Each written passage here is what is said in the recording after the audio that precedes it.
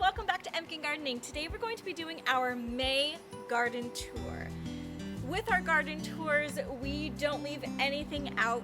We want to be as transparent and realistic with you all as possible because we want the joy and love of gardening to shine through in a realistic way. Gardening is really hard, and if you are working or have a family, it can be even more difficult to keep up on a weedless, beautiful, perfect garden.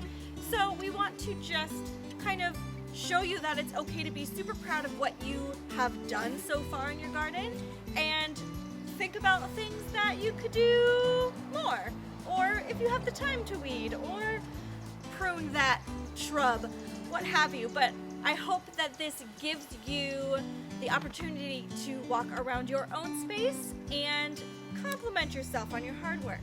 So we're gonna go through our front yard and our driveway bed and our backyard and show you all of the progress we have made from the beginning of the season until now. Let's go.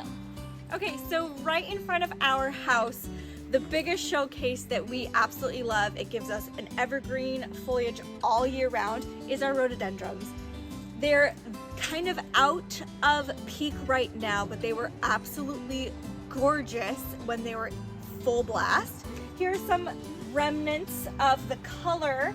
So rhododendrons come in a lot of different colors, and ours is kind of a purpley pink.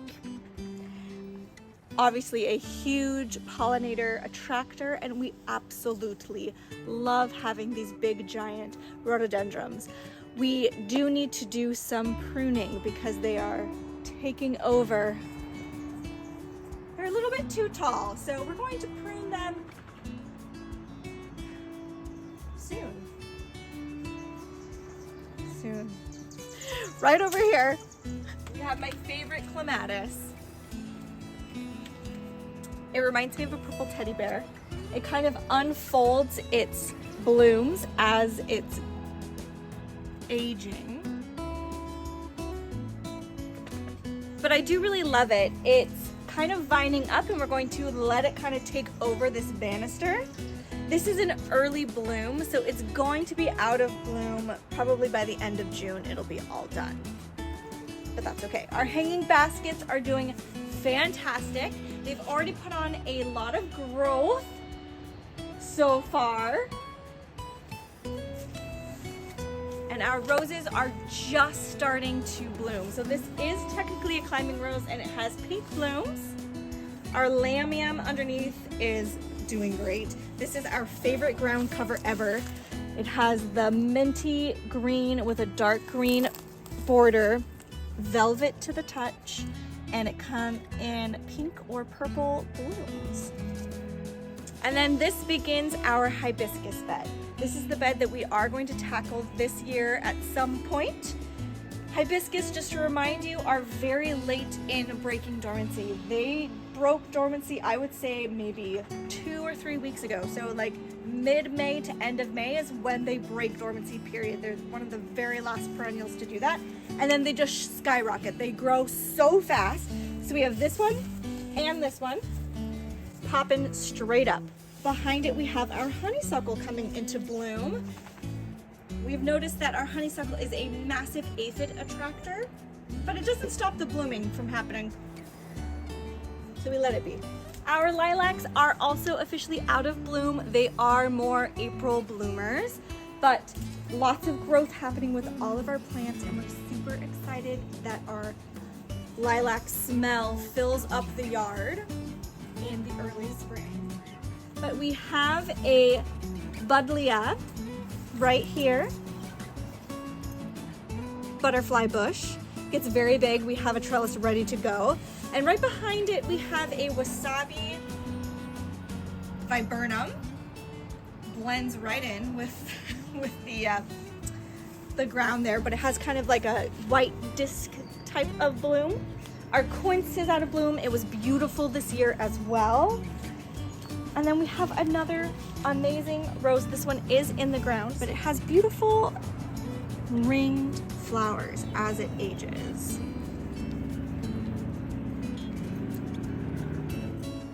Moving on to our pine tree bed, we popped some Supertunia vistas in the front. So we have Supertunia Vista White Snowdrift and Supertunia Vista Jazzberry. Everything else is really picking up growth. This is actually a ground cover weed that we really like because of the foliage texture. It's very ferny and leafy, plus it has all of these beautiful white flowers. So we let that go for as long as possible until it is time to kind of take it out once the black-eyed Susans and the coneflowers start taking off really well. We have Baptisia right back here, and it mirrors on the other side, and our irises are yet to bloom. We do have these lilies, we've talked about these before, how they have that really random red ladybug thing that only eats this particular lily. It doesn't touch any of our other bulb flowers. We did not pull them last year. There's a lot fewer of them in the bed right now, so we'll see what happens with them as the years progress, if they just kind of get demolished naturally or if we have to pull them. So in our crab apple bed, lots of stuff is happening.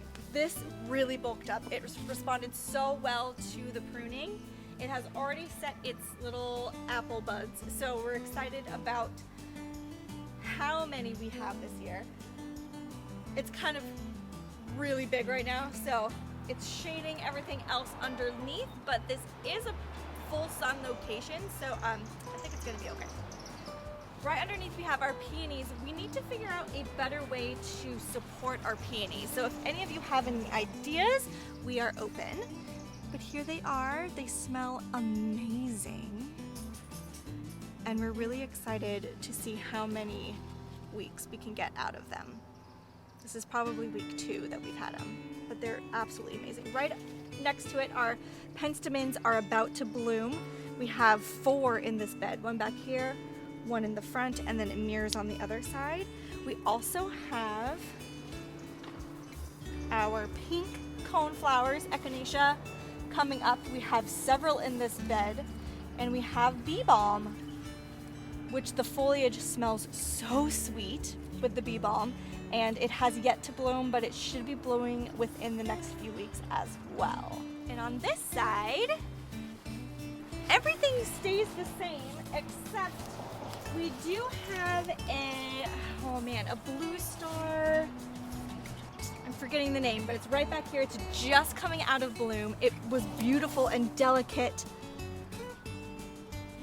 But this bed is so full and we absolutely love it. In like the early spring, when you're kind of cleaning it up, you think you need more things than you actually need. And that's a really beautiful thing about perennials, is they bulk up. So you don't have to put too many. There's like, I mean, there is a lot in this bed. There's probably like 10 to 12 plants in this bed.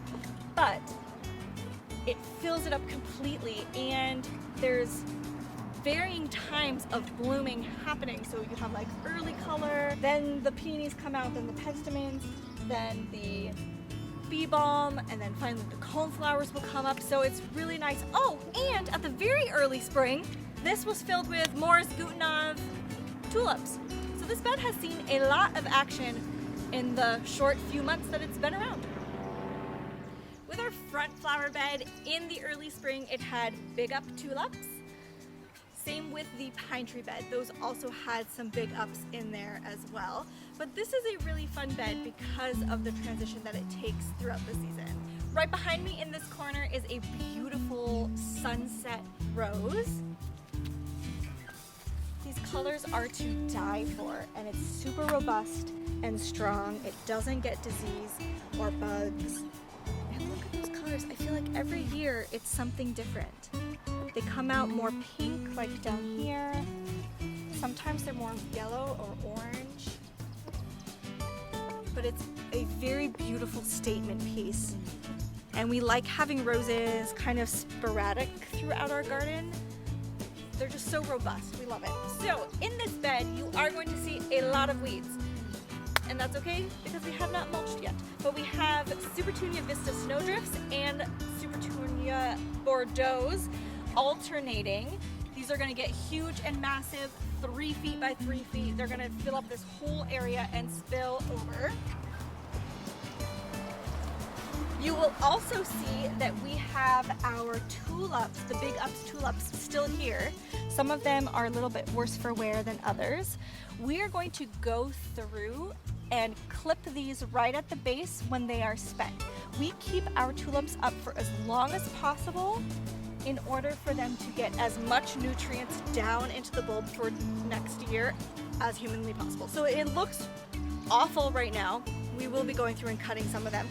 But like this one, we'll probably keep this up for a week or so more because it's still pretty green. We're again going to try to allow it to soak up as much energy as possible before we do a little trimming on it. So the biggest showpiece that I was super excited for this year have been the alliums, and it's going to look a lot better when we clean up the bed and put the mulch down and get rid of the tulips. But you can see there's a honeybee right here.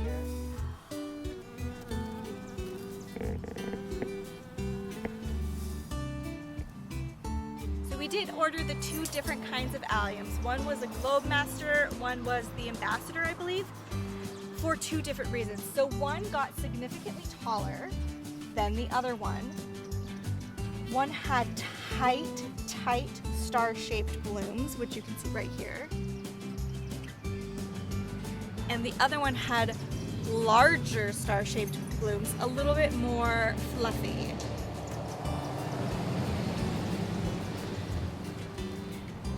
But these have been so fun. We've had comments on how they reminded people about Seussical the musical, and they're just so whimsical and fun. And I think when the dahlias start blooming, which they are popping up already all over our bed, we have our dahlias popping up that we planted. So when they start getting really big and mixing with the alliums, it's going to be really, really fun. All right, so now we're in front of our weeping cherry tree bed, and if you've been following us for a little bit, you would know that our weeping cherry tree has died. It did not come back after winter. These things happen. They're a great learning experience for gardeners on why something just did not come back to life, something that has been established for a few years. But we're going to be taking it out and putting something new in this year. We don't quite know what that is yet. We're going to play around with some ideas, if it's going to be an evergreen or more of like a 3-season shrub. We don't know yet. But in this bed we have 3 At-Last roses. One right here, one right here. And with the At-Last, you don't need to deadhead them. Again, disease resistant, very strong, robust, beautiful apricot peach color. We planted that little one back there. We still have a whole bunch of sunflowers popping up that we need to transplant out because, again, if you have been following us for a little bit, last season the sunflowers took over this space completely. They completely covered up our Weigela, which is out of bloom now, but it had these beautiful maroon blooms. It bounced back, thankfully, because we loved this Weigela with its variegation. Bloom. This will be a, I don't know if it was a purple or a pink. Looks like it might be a purple. Our other At-Last, it's a beautiful color combination though.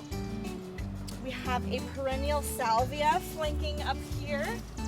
This is in bloom now, and then we'll give it a midsummer shear and it'll flush back up for another bloom. And then of course our dahlias we planted back here are starting to pop up as well. And then we have one more rose. This was our grocery store rose that is doing fantastic. It is really hot today, so unseasonably hot for May. It's like 90 degrees. So we're just trying to keep everything as watered as possible and hope that it's not an indicator for summer to come. All right, let's check out our driveway bed. So our driveway bed is probably my favorite bed in the garden. It was packed full with Trident. Oh, I'm forgetting the double blooms. I'll put it down on the screen. It was beautiful in the early spring. Full of tulip colors, pinks, whites, and purples. It was gorgeous. And And then again, we're leaving those up for as long as possible before we go in and cut them. We have not weeded this bed, no judgments, but here we have a perfect example of what early spring would look like with your standard hydrangea shrubs. So this is our limelight standard hydrangea in tree form, and it's beautiful, compact. We did that super precise pruning, that 3-bud pruning, where it looks like you're taking off so much of the shrub, but it really does create a structure that is better for those massive blooms to stand on. Instead of leaving those branches really long and not pruning them and then having more growth on top of that, those blooms are just so big, they're gonna weigh it really, really far down. So keeping it nice, short, and compact, this is going to turn out to be something amazing. But if you continue, we have a pattern of different perennial grasses that have wonderful fall plumes. Our lavender, it's time to divide or to cut back. There is new growth, but a lot of this needs to be gone. There is new growth though, so it just needs some cleaning up. We have more perennial salvia. I really like this one. The bees love all of our salvias. We have Russian sage, sage advice, Russian sage. That'll bloom later. Another buddleia. I have a hot poker. More perennial grass, and then it kind of continues on that way until you reach our baptisia. This is the same baptisia, I think it's the lemonade one, from our pine tree beds. I love baptisia. It's just such a wonderful April and May bloom. And then the whole thing kind of repeats itself. We keep our yarrow. This is wild yarrow. And I try to keep it for as long as possible because I love yarrow. Absolutely love it. Look, more honeybees. Oh, it's so good to see honeybees out. So then it continues all the way down.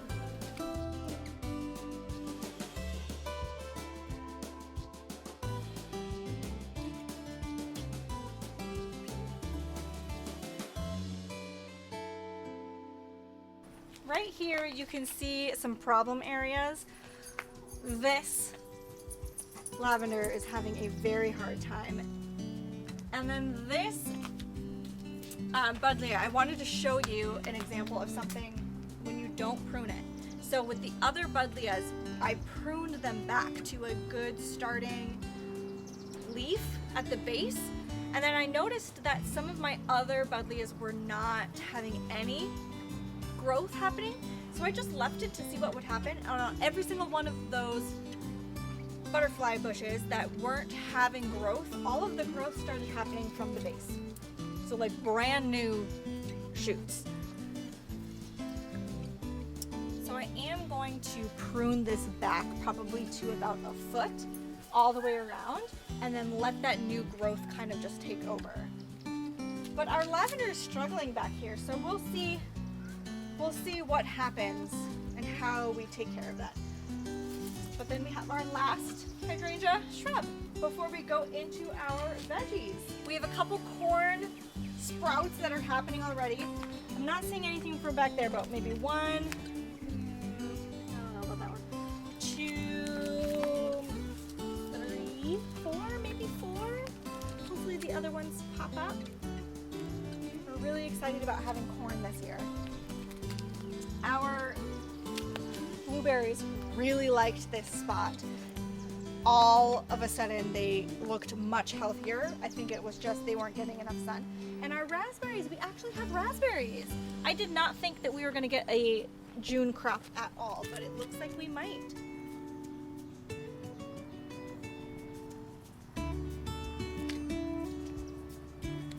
And then our potatoes are ready to hill. So you can see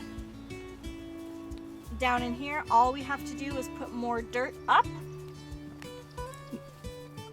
Just hill it all the way up, and then more potatoes will grow from these offshoots. So massive growth though. They've been loving the heat and the sun.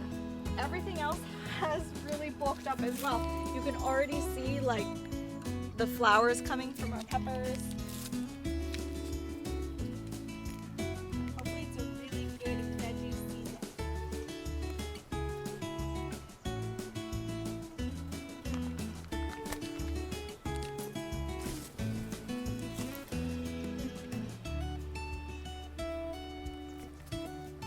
All right, we have entered our backyard. This is a lot more shaded of an area, you can tell from our dogwood above us. We'll show you a really good kind of shot zoomed out. The blooms are beautiful on this dogwood.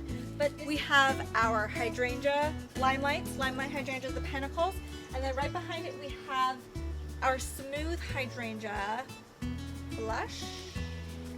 This is the one that gets really big. We cut it way down and it gets massive. These little puffballs are going to get into giant discs of a hot pink, and then it turns into a lighter pink. Really big, and you can see a sumac back there. Gotta cut that out. Okay, so these hydrangeas take up the majority of this bed, and they're absolutely beautiful in the summer into the fall.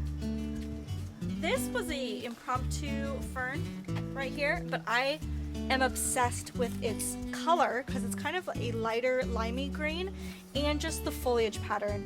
So I never pull this. I always keep it and let it just take over in these big, bold leaves. We have asters in this bed and irises. Our asters are here, and I noticed that our asters are spreading. This was not an aster plant before. I did not plant this. So that's pretty cool that our asters are spreading a little bit. There's a pocket right there that I would like to put an evergreen. Like one of those really skinny ones. Even like a yew, like the skinny yew that came out this year. That would be perfect right there. Little pillar of an evergreen. And then right underneath our dogwood bed, we have one of our perennial shade gardens. So we have different bleeding hearts. We have a white bleeding heart, and then we have a lime green and pink one over there. Lamium, again, we have a little mini Jacob's ladder coming back. We have a few different heucheras. These are the peach crisp heuchera. We have wee hostas, a ground cover that has beautiful white delicate blooms. We have phlox back here too that was beautiful. It's kind of like a purple, light purple blue color. Our Brunnera is coming back. Our Brunnera does not do very well for us. I'm not sure about you all, but this is our third or fourth year growing Brunnera, and it does not come back as strong as some of the other perennials. We have some ferns back there as well. This bed really fills out, but there's a couple things that we're going to add just to keep the coloration going throughout the season. Hi. Yeah, you want me to throw the ball? Ready? Here you can see kind of what the dogwood blooms look like. They are gorgeous. Just like these plaits of lemon colored blooms. They're really, really pretty, and they go all the way up. It just started blooming like this well. Last year was the first time that it had bloomed this full. So we really like it. And it's providing a lot of shade for the backyard too. Ryan and I commented the other day that our backyard is becoming a lot more private, which is kind of nice because of these big trees that we planted when they were really little are now big, you know? Right here is our cherry tree. We did a massive prune on this, and we sprayed it for peach leaf curl. No peach leaf curl, but insane aphid infestation that we cannot keep our control on. And it's everywhere in these like packs. Now there are a bunch of ladybugs that I've seen. But it's intense. Like, we've been spraying, and I mean, they might be dead, but there's like all these other beetles that are kind of eating them too. I don't know. We just can't get on top of it. So and it's on the tips. It's very strange. We'll see. We'll see what happens. No cherries though, so I'm wondering if that maybe affected it. I'm not sure. We'll find out soon. But our peaches, we have another theory. So again, we sprayed this really well with the spray. We did not get a whole lot of blooms this year, and as you know, peach fruit goes like off years. So last year we had a huge, massive peach harvest. This year we were expecting not a whole lot. It was going to be an off year for the peaches. And I'm wondering if on the off years there is more peach leaf curl. Somehow the tree isn't putting energy into blooms and fruit production, and so it is more susceptible. I'm not sure, but it is taken over by the peach leaf curl. And before that even came, it didn't have a lot of blooms or blossoms for peaches anyway. So I don't know, we'll see. We're gonna do another big spray in the fall and hope that next season, when it is a peach season, maybe we won't see as much peach leaf curl and maybe we will see more peaches. I told you we were gonna be honest. Here it is, the good, the bad, the ugly. Our garage bed. We did a massive makeover on our garage bed last year. We took out all of those weeds and overgrown poisonous shrub things. We took all of that out. We planted a whole bunch of beautiful, beautiful perennials in this bed. It was gorgeous. And then we got a French Bulldog puppy. And he decided that he was going to create his own path in this garage bed. So starting with the good, we have a beautiful climbing rose that we unearthed last year. It was growing horizontally into all of the mess. So we pruned it up and put a trellis back there so it had something to grow on. And it has these beautiful, dark, rich, purple, almost velvety purple-red blooms.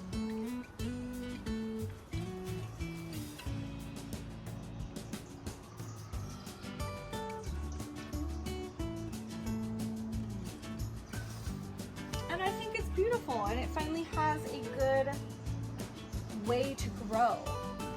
So that's good, good news. And we do have some tiger lilies that survived that will bloom at the end of June, middle to end of June. However, in the wake of his created path, he has trampled, obviously, a lot of the daffodils that were here, and absolutely beautiful. The daffodils were beautiful in this area. And a lot of the tiger lilies are completely demolished. The Gara is demolished. The columbine is demolished. The Jacob's ladder is smushed. He might have gotten one of the cone flowers. There were two. I think only one made it. And he did get a little bit of that black-eyed season. The buddleia is coming back from the ground. This is another one that came from the ground. And our variegated grass is coming back a little bit though, so that's good news. And our hydrangeas back here look great.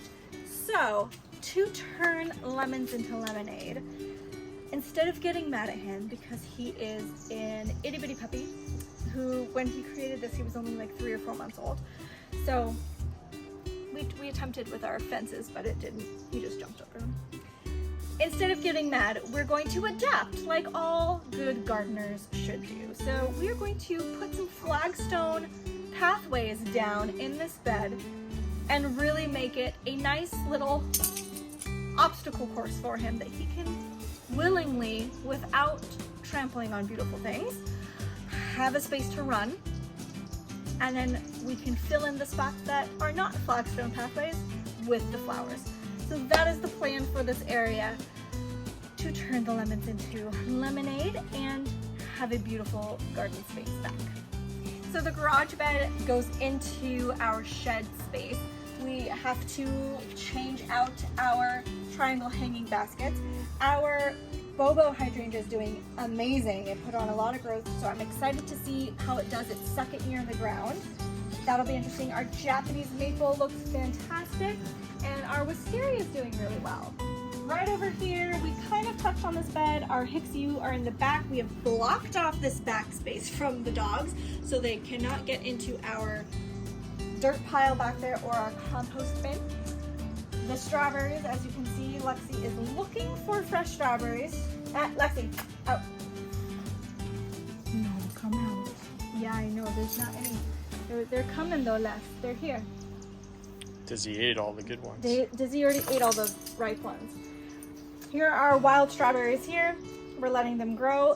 This bed has a few perennials in it, has some lungwort that has already bloomed. Absolutely beautiful blooms this year. I really love lungwort. It has amazing foliage patterns, and then the blooms are just beautiful. It's like pink, blue, purple. Look at this strawberry. This is what's fun about kind of having a cottagey garden, is you just find surprises in your garden. I know it's not ready yet though, baby. Not ready yet. We have some heucheras and our sweet spire. Looking great. We are going to fill this space with new fresh annuals for this year and do the same thing that we're doing with the tulips. Once the foliage, you can already tell it's spent, so we're gonna go in and clean that up, but we just wanted to get as much energy soaked into those daffodil bulbs as we can, because they were beautiful this year and we want them to continue that for next year. So annuals are going in here, our wild strawberries circle around the back. We have our smoke bush, also much happier right here because it gets way more sun right here. So it is a lot happier here. I'm hoping, it already has growth right here. I'm hoping it rebounds a little bit. It kind of got worse for wear when it was in a too shady location last year. So hopefully that's good. We just planted up this vegetable bed, but even still you can see how much it's grown already. Peas are popping. This guy got huge. Garlic's almost ready. Beginning of July, we'll harvest the garlic. Our grapevine is massive, already putting on more growth. You can already see all of the grapes starting to form. So we'll have another really good grape year. We had lettuce come back, so that's cool. And as we were saying, with off years of fruit, last year was an off year with our apples and our pears. I think we only got 1 apple and then maybe 3 pears. That is not the case this year. This year is an apples and pears year. Holy moly, do we have apples. We had so many blooms and there are apples everywhere. We have a bunch right here. Which ones are these gonna be? All up in here. Cortland apples. We're going to have yellow delicious apples. All here. Some here, along here. We have a bunch right here. It's going to be an apples year. Speaking of, we're also going to have a large pear year. Pears here, we have a lot on that side.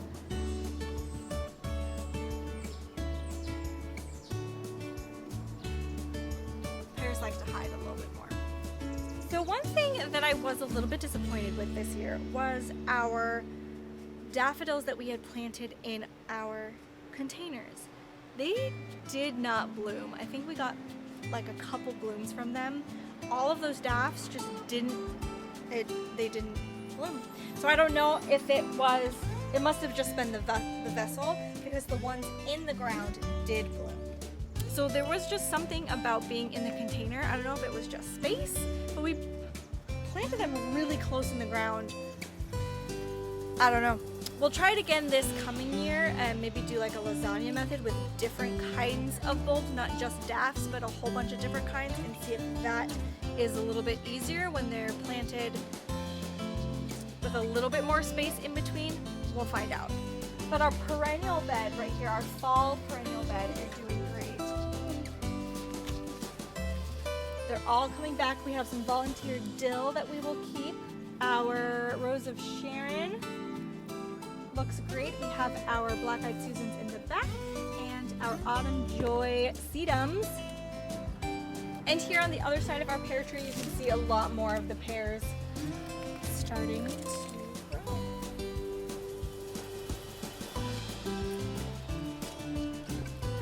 We just planted our veggies, but they are doing great. We've been picking off of these strawberries almost daily. And they know. Yeah, you know that there's strawberries there.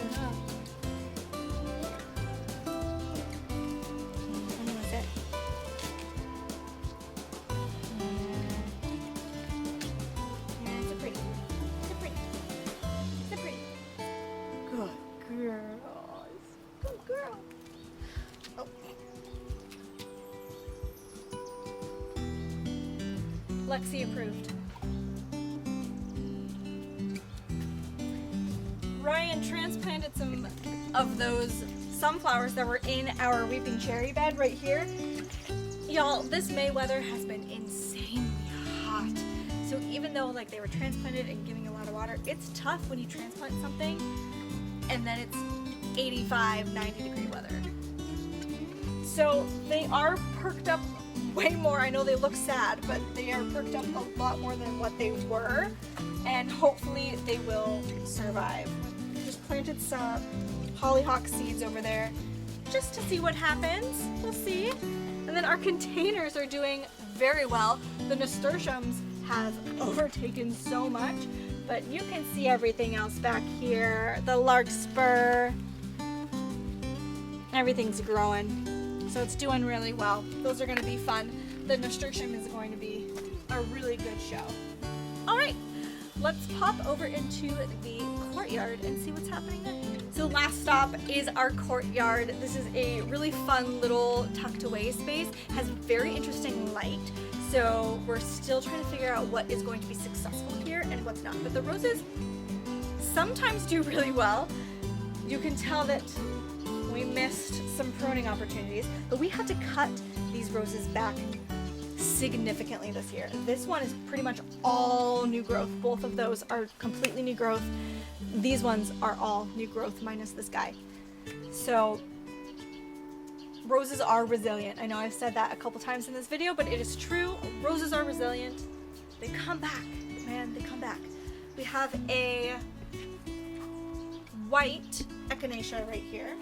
This is a fall flower. I love having it. It kind of has a grass-like foliage throughout the season, and then in the fall it has these really nice white plumes, delicate plumes, almost like if snapdragons were falling. Like a little mini white wisteria comes from this. It's really pretty. Really great growth on this limelight hydrangea. Again, tricky light requirements, and it hasn't looked healthier in the past. Like, this is amazing. And we pruned it in a way that it opens up this space down here, which was nice. Our azalea is just out of bloom, but it was absolutely gorgeous this year. And then we go into our banks of Gertrude Jekyll roses, climbing roses, and our combo of bleeding hearts. This is beautiful back here. We have our Gertrude Jekyll climbing roses. We still have to train this really long one to kind of start going that way. All we have to do is put our command hook and then our wrappy clip, wrap it up to get it to go that way. We have volunteer bleeding hearts. All of these are volunteer, but I absolutely love bleeding hearts. They're just so cute, and the bumblebees love them too. We do have a clematis back there. All of that looks dead, but it does start growing as soon as it starts growing up.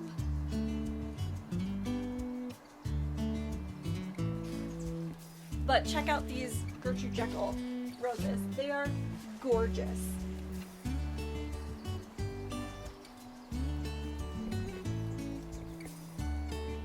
Just totally full packed, beautiful, beautiful roses.